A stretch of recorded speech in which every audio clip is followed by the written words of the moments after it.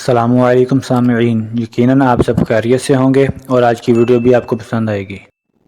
سامعین، آج کی اس ویڈیو میں ہم جلیل القدر صحابی حضرت عبداللہ بن سلام رضی اللہ تعالیٰ عنہ کے بارے میں بات کریں گے۔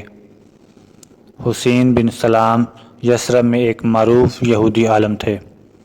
مدینہ کے تمام باشندے دینی اور قومی اختلافات کے باوجود ان کی دل سے قدر کیا کرتے تھے۔ تقوی، نیکی، استقامت اور صداقت جیسی خوبیوں سے متصف تھے۔ حسین بڑی خوشگوار اور پرامن زندگی گزار رہے تھے۔ ان کی زندگی دوسروں کے لیے بھی مفید تھی۔ انہوں نے اپنے وقت کو 3 حصوں میں تقسیم کر رکھا تھا۔ ایک حصہ گرجے میں وعظ و نصیحت اور عبادت کے لیے مخصوص کر رکھا تھا۔ دوسرا حصہ اپنے باغ کی دیکھ بھال اور کھجوروں کی پیوند کاری کے لیے مخصوص کر رکھا تھا، اور تیسرا حصہ تفقہ فی الدین کے لیے، تورات پر غور و تدبر کے لیے مخصوص کر رکھا تھا۔ جب بھی حسین بن سلام تورات کی تلاوت کرتے تو ان آیات پر آ کر رک جاتے جن میں نبی آخر الزماں صلی اللہ علیہ وآلہ وسلم کی خوشخبری دی گئی۔ یہ نبی منتظر کے اوصاف کو غور سے پڑھتے اور یہ دیکھ کر خوشی سے جھوم جاتے کہ وہ ان کے شہر یثرب میں ہجرت کر کے آئیں گے اور پھر یہیں مستقل رہائش اختیار کریں گے۔ جب بھی یہ آیتیں پڑھتے تو دعا کرتے، الہی میری عمر دراز فرما تاکہ میں نبی صلی اللہ علیہ وآلہ وسلم کو بچشم خود دیکھ سکوں، آپ صلی اللہ علیہ وآلہ وسلم کی ملاقات کا شرف حاصل کر سکوں اور سب سے پہلے آپ صلی اللہ علیہ وآلہ وسلم پر ایمان لانے والوں میں ہو سکوں۔ اللہ جل شانہ نے حسین بن سلام کی دعا کو شرف قبولیت بخشا۔ آپ کے سامنے نبی رحمت صلی اللہ علیہ وآلہ وسلم کا ظہور ہوا۔ آپ صلی اللہ علیہ وآلہ وسلم سے ملاقات، مصاحبت اور آپ صلی اللہ علیہ وآلہ وسلم پر اتاری گئی شریعت پر ایمان لانا ان کے مقدر میں لکھ دیا گیا۔ جناب حسین بن سلام کے اسلام قبول کرنے کی داستان انہی کی زبانی سماعت فرمائے، چونکہ یہ اپنی آپ بیتی زیادہ عمدہ انداز میں بیان کر سکتے ہیں۔ حسین بن سلام فرماتے ہیں، میں نے حضور صلی اللہ علیہ وآلہ وسلم کے ظہور کے متعلق سنا تو میں نے آپ صلی اللہ علیہ وآلہ وسلم کے نام، حسب و نسب، صفات، ظہور ہونے کی جگہ اور وقت کا جائزہ لیا تو آپ صلی اللہ علیہ وآلہ وسلم کو بالکل اس کے مطابق پایا جو تورات میں لکھا ہوا تھا۔ میں فوراً آپ صلی اللہ علیہ وآلہ وسلم کی نبوت پر یقین لے آیا، لیکن میں نے اپنی اس کیفیت کو یہودیوں سے چھپائے رکھا اور اس موضوع پر بات کرنے سے اپنی زبان کو اس وقت تک روکا یہاں تک کہ رسول اللہ صلی اللہ علیہ وآلہ وسلم مکہ سے سوئے مدینہ ہجرت کے ارادے سے روانہ ہوئے۔ جب آپ صلی اللہ علیہ وآلہ وسلم یثرب پہنچے، وادی قباء میں جلوہ افروز ہوئے تو ایک شخص نے آپ صلی اللہ علیہ وآلہ وسلم کے تشریف آوری کی اطلاع دیتے ہوئے لوگوں میں منادی کراتا ہوا ہمارے پاس سے گزرا۔ میں اس وقت کھجور کے درخت کی چوٹی پر کھجوریں اتارنے میں مصروف تھا۔ میری پھپھو خالدہ بنت حارث درخت کے نیچے بیٹھی ہوئی تھیں۔ جب میں نے یہ منادی سنی تو درخت پر بیٹھا ہی بلند آواز نعرہ زن ہوا، اللہ اکبر، اللہ اکبر۔ جب میری پھپھو نے یہ نعرہ سنا تو بولی، خدا غارت کرے تجھے، بخدا اگر تو موسیٰ بن عمران علیہ السلام کی آمد کے متعلق سنتا تو اس سے زیادہ خوشی کا اظہار نہ کرتا۔ میں نے کہا، پھوپھی جان، اللہ کی قسم، یہ موسیٰ بن عمران علیہ السلام کے بھائی ہیں اور انہی کے دین پر گامزن ہیں۔ یہ وہی شریعت دے کر بھیجے گئے ہیں جو حضرت موسیٰ علیہ السلام کو دی گئی تھی۔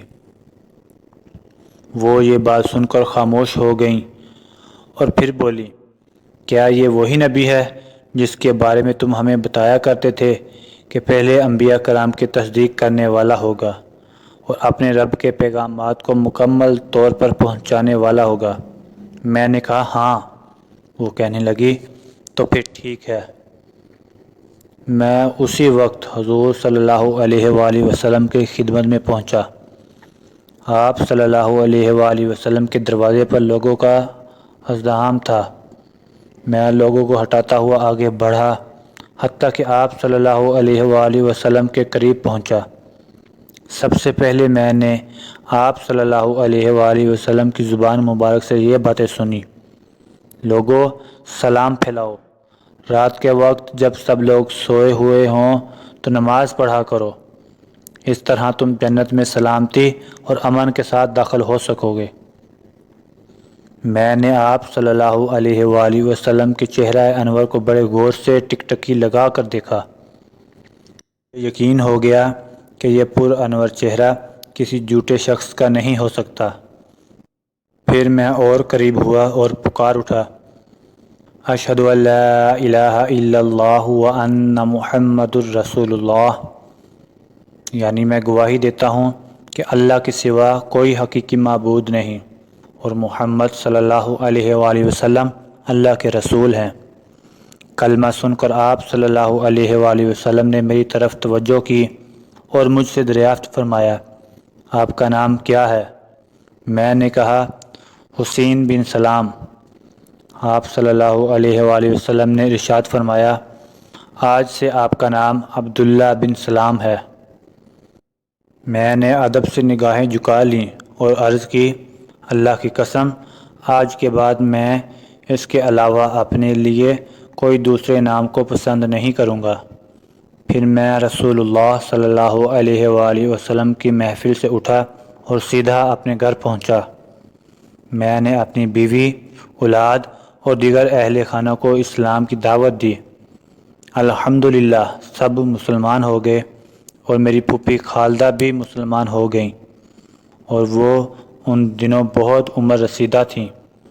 میں نے اپنے اہل خانہ سے کہا: میرے اور آپ کے اسلام لانے کو یہودیوں سے اس وقت تک چھپائے رکھو جب تک میں تمہیں اظہار کی اجازت نہ دے دوں۔ پھر میں رسول اللہ صلی اللہ علیہ وآلہ وسلم کی خدمت اقدس میں پہنچا اور عرض کی: یا رسول اللہ صلی اللہ علیہ وآلہ وسلم، یہودی بہت بڑی افطرا پرداز اور جھوٹی قوم ہے۔ میری رائے ہے کہ آپ صلی اللہ علیہ وآلہ وسلم ان کے سرداروں کے سامنے دعوت پیش کریں، مجھے اپنے کسی حجرے میں چھپا لیں اور ان سے میرے متعلق دریافت فرمائیں کہ میرا ان میں کیا رتبہ ہے۔ میرے اسلام قبول کرنے کا ابھی انہیں نہ بتائیں، اگر پہلے انہیں بتا دیا کہ میں مسلمان ہوں تو وہ مجھ پر بہتان تراشی کی انتہا کر دیں گے۔ رسول اللہ صلی اللہ علیہ وآلہ وسلم نے مجھے ایک حجرے میں چھپا دیا، پھر یہودی سرداروں کو اپنے پاس بلایا اور انہیں اسلام قبول کرنے کی ترغیب دینے لگے اور اپنے بارے میں تورات کے حوالے سے یاد دہانی کرانے لگے۔ وہ آپ صلی اللہ علیہ وآلہ وسلم سے جھگڑنے لگے اور اسلام کو باطل مذہب ثابت کرنے کے لیے ایڑی چوٹی کا زور لگانے لگے۔ میں حجرے میں بیٹھا ان کی باتیں سن رہا تھا۔ جب آپ صلی اللہ علیہ وآلہ وسلم ان کی طرف سے مایوس ہو گئے تو آپ صلی اللہ علیہ وآلہ وسلم نے دریافت فرمایا: حسین بن سلام کے متعلق تمہارا کیا خیال ہے؟ سب نے بیک زبان ہو کر کہا: وہ ہمارے آقا ہیں، اس کا باپ بھی ہمارا آقا تھا، یہ بہت بڑے عالم ہیں، ان کا باپ بھی بہت بڑا عالم تھا۔ یہ سن کر آپ صلی اللہ علیہ وآلہ وسلم نے فرمایا: تمہارا کیا خیال ہے، اگر وہ اسلام قبول کر لے کیا تم بھی مسلمان ہو جاؤ گے؟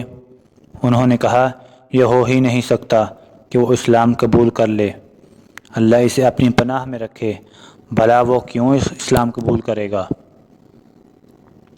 یہ کلمات سنتے ہی میں حجرے سے باہر ان کے سامنے آ گیا اور میں نے کہا: اے یہودیو، اللہ سے ڈر جاؤ اور جو حضرت محمد صلی اللہ علیہ وآلہ وسلم تمہارے پاس لے کر آئے ہیں اسے قبول کر لو۔ اللہ کی قسم، تم جانتے ہو کہ یہ اللہ کے سچے رسول ہیں۔ تم نے تورات میں ان کا نام اور صفات دیکھی نہیں؟ سن لو، میں گواہی دیتا ہوں کہ یہ اللہ کے رسول صلی اللہ علیہ وآلہ وسلم ہے۔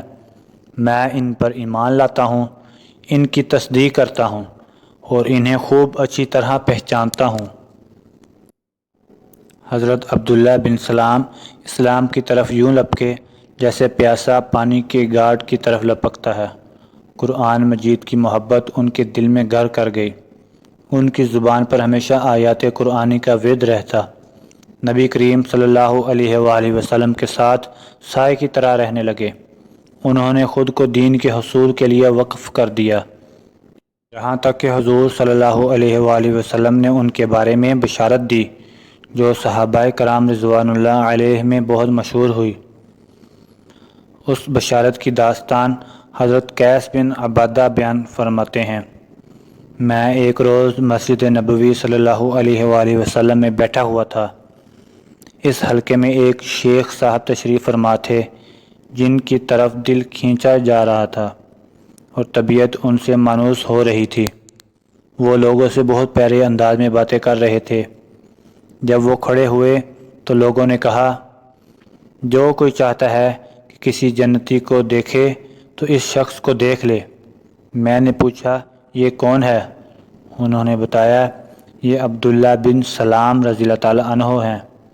میں نے اپنے دل میں کہا، اللہ کی قسم میں ضرور اس کے پیچھے جاؤں گا، اور پھر میں آپ کے پیچھے لگ گیا۔ وہ چلتے رہے، قریب تھا کہ مدینہ سے باہر نکل جائیں۔ پھر وہ اپنے گھر میں داخل ہوئے۔ میں نے ان سے اندر آنے کی اجازت طلب کی تو انہوں نے مجھے اجازت دے دی۔ انہوں نے دریافت فرمایا، فرمائیے کیسے آنا ہوا؟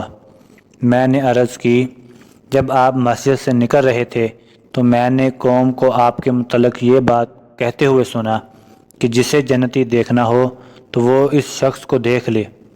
یہ سن کر آپ کے پیچھے پیچھے چلا آیا تاکہ معلوم کروں کہ لوگوں کو کیسے معلوم ہوا کہ آپ جنتی ہیں۔ آپ رضی اللہ تعالیٰ عنہ نے فرمایا، بیٹے، اہل جنت کے بارے میں اللہ تعالیٰ بہتر جانتا ہے۔ میں نے کہا، یہ تو درست ہے، لیکن لوگوں نے آپ کے متعلق جو رائے قائم کی ہے اس میں ضرور کوئی وجہ ہے۔ وہ کہنے لگے، میں تمہیں اس کا سبب بتاتا ہوں۔ میں نے عرض کی، ضرور بتائیے۔ اللہ تعالیٰ آپ کو جزائے خیر عطا فرمائے۔ وہ فرمانے لگے، رسول اللہ صلی اللہ علیہ وآلہ وسلم کے عہد مبارک میں ایک رات سویا ہوا تھا۔ میرے پاس ایک شخص آیا، اس نے مجھے کہا، کھڑے ہو جاؤ۔ میں کھڑا ہو گیا۔ اس نے میرا ہاتھ پکڑ لیا۔ میری بائیں جانب ایک راستہ تھا۔ جب میں نے اس پر چلنے کا ارادہ کیا تو اس نے مجھے کہا، اس راستے کو چھوڑیے، یہ آپ کے لیے نہیں۔ پھر میں نے دیکھا کہ میری دائیں طرف ایک واضح راستہ ہے۔ اس نے مجھ سے کہا، اس راستے پر چلو۔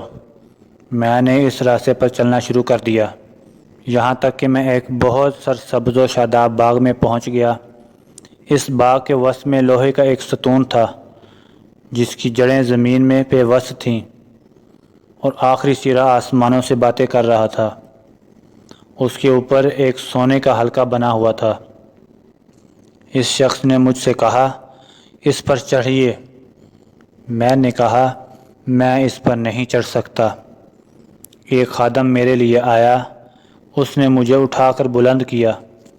میں چڑھنا شروع کر دیا، یہاں تک کہ میں ستون کی بلندی پر پہنچ گیا۔ میں نے سونے کے حلقے کو مضبوطی سے پکڑ لیا۔ میں اس کے ساتھ چمٹا رہا یہاں تک کہ صبح ہو گئی۔ جب صبح اٹھا تو سیدھا رسول اللہ صلی اللہ علیہ وآلہ وسلم کی خدمت اقدس میں پہنچا اور آپ کو خواب سنایا۔ آپ صلی اللہ علیہ وآلہ وسلم نے خواب سن کر ارشاد فرمایا، جو تم نے اپنی بائیں طرف راستہ دیکھا تھا وہ اہل نار کا راستہ تھا، اور جو تم نے دائیں طرف راستہ دیکھا وہ اہل جنت کا راستہ تھا، اور جو تم سرسبز و شاداب باغ دیکھا وہ اسلام ہے، اور جو وسط میں ستون دیکھا وہ دین ہے، اور ستون کے اوپر سنہری حلقہ تھا وہ عروۃ وثقیٰ ہے۔